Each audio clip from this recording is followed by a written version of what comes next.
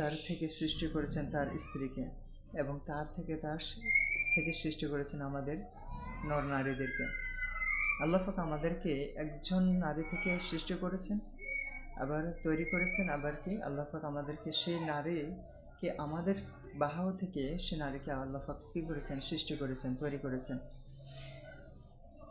এই দুইজন থেকে ছড়িয়ে দিয়েছেন বহু নর নারী। আল্লাহ পাক বলছেন এই দুইজন থেকে ছড়িয়ে দিয়েছে বহু নর নারী, আর তোমরা আল্লাহকে ভয় করতে থাকো, আর তোমরা আল্লাহকে ভয় করতে থাকো, যার উসিলা দিয়ে তোমরা একে অপরের নিকট সাহায্য ইত্যাদি আবেদন করতে থাকো। আমরা আল্লাহকে একে অপরের কী করি, সাহায্য সহযোগিতা করে যেন আল্লাহর কাছে আবেদন করতে থাকি। এবং সতর্ক থাকো আত্মীয়দের সম্পর্কে, এবং আল্লাহ পাক বললেন যে সতর্ক থাকো আত্মীয়দের সম্পর্কে, নিশ্চয়ই আল্লাহ তোমাদের প্রতি তীক্ষ্ণ দৃষ্টি রাখেন। আল্লাহ পাক বলছেন নিশ্চয়ই আল্লাহ পাক আমাদের উপরে তীক্ষ্ণ দৃষ্টি রাখেন, যে রব্বুল আলামিন আমাদেরকে সৃষ্টি করেছেন।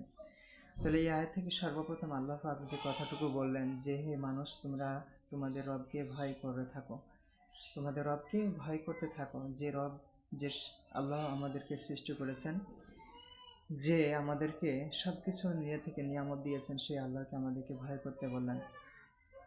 এবং আমাদের বাহু থেকে, আমাদের বাম পাশ থেকে আমাদেরকে নারীদেরকে সৃষ্টি করেছেন।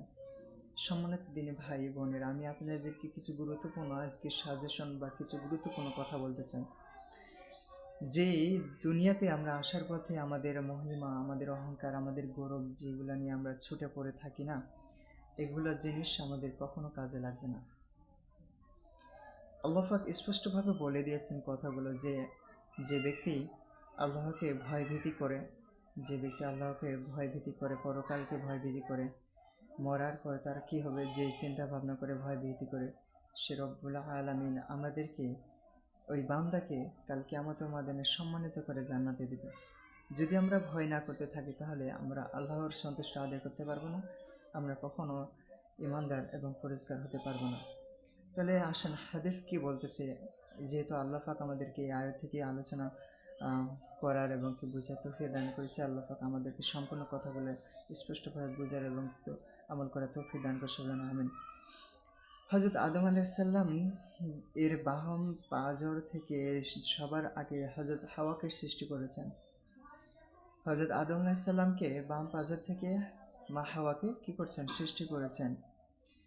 তারপরে দুইজন থেকে সমস্ত নর ও নারীকে পয়দা করেছেন। তার দুইজনের মধ্যে নর, নারী, পুরুষ সবাইকে আল্লাহ পাক কী করেছেন, সৃষ্টি করেছেন, এবং পৃথিবীর মধ্যে ছড়িয়ে দিয়েছেন, অতএব প্রকৃতি প্রস্তাবে